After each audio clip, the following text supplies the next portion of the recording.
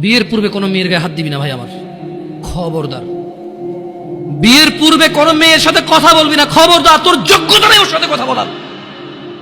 তুই কে রে? বামন হয়ে চাঁদের দিকে হাত বাড়াবি না। আমার বোনরা চাঁদ।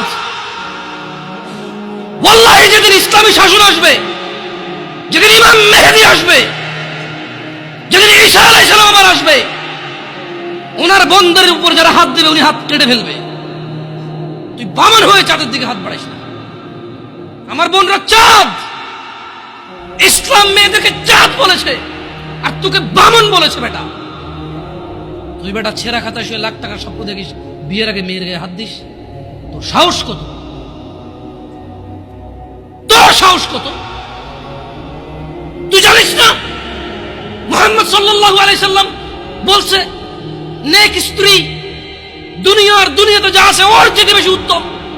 তুই কি করে ওর গায়ে হাত দিস বিয়ের আগে? তোর সেই যোগ্যতা আছে বল?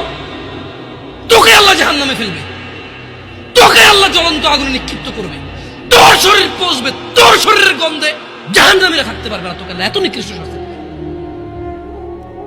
কেন? কারণ তুই এত বড় জঘন্য কাজে লিপ্ত হয়েছিস।